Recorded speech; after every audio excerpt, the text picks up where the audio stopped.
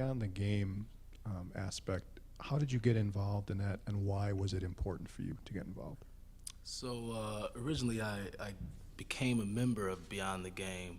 Um, I heard about it in one of my classes taught by Dr. LeVar Charleston. He's big into thinking about life outside of your sport and having parallel plans with your sport, and then also with your life outside of the sport. So I was interested in it because at the time I didn't really know what I wanted to do besides football and stuff like that. And I went to the Real Talk sessions. I listened to the speakers, and I was really interested in it. But there were things with Beyond the Game that even just being a member of it, I wasn't really a fan of, and things that I thought were missing. And things that I've heard around the locker room that they felt that it could be more beneficial to teammates. So I talked to well, now it's Juice Weaver, but the prior president or leader of the program, and I talked to him about it and thought about changes we could make, and then right away he made me president, and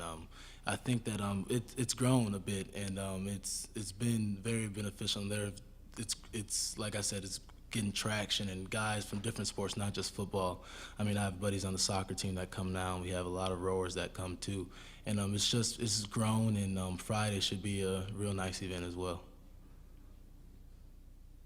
Can you share what some of the changes were you thought were necessary to help guys out? So we Beyond the Game, like Brian said, it's trying to think about the postgraduate trajectory of athletes, and but the things that we were doing were a lot of like, there was service, I mean, which is good. There was service, and there were like team building exercises and stuff, and we'd have people come in talking about leadership, and it was good. We had great speakers and stuff, but I felt like we weren't doing enough networking and getting the members of the group in front of people that could help us in the future outside of our sports. So I started having kind of like interviewing seminars and how to answer interview questions, talking about like the elevator pitch and stuff like that, and now there's been a lot more interest in the group because the athletes want to think about life outside of their sport because they know they can't play their sport forever.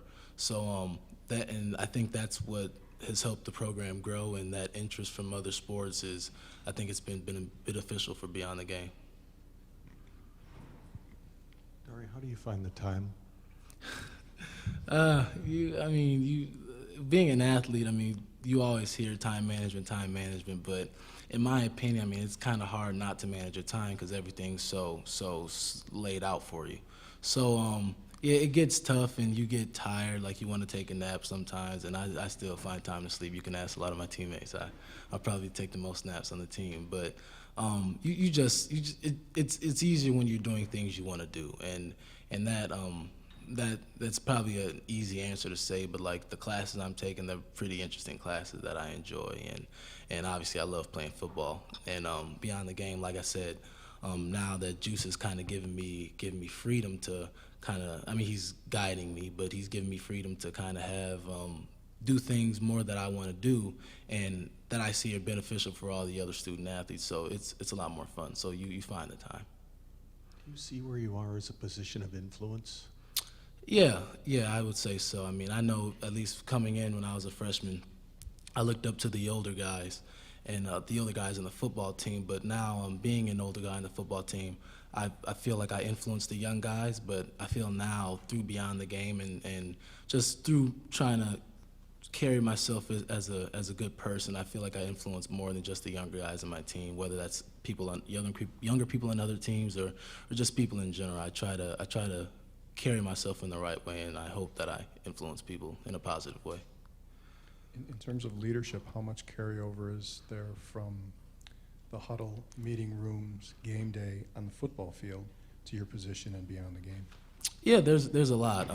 Like I said, obviously, me being a president, I try to make sure I lock down all the football players. So anytime we have an event, I'm writing it up on the board in the locker room. I'm echoing it and make sure everyone knows.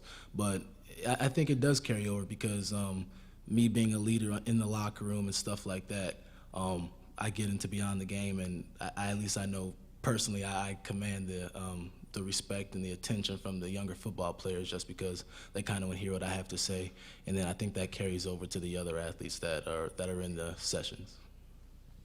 Right. What are your postgraduate plans, Dari? This summer I'm going to intern with a financial firm, and I'm an economics major, so I plan to go into wealth management and using the people I've met. Hopefully, I would like to work with athletes still, and so it's still some things I have to do. There's certifications I have to get, but that's my goal. That's my goal.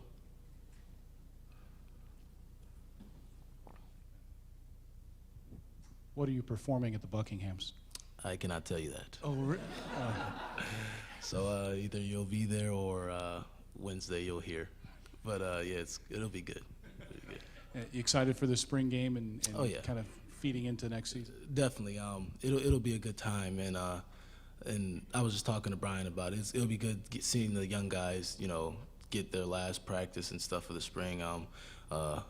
It'll be fun having fans there to be able to play in front of fans, because lately we've just been playing in front of you guys at practice. So it'll be fun to play in front of fans and have some people actually applaud us when we make a big play. So it'll be a good time.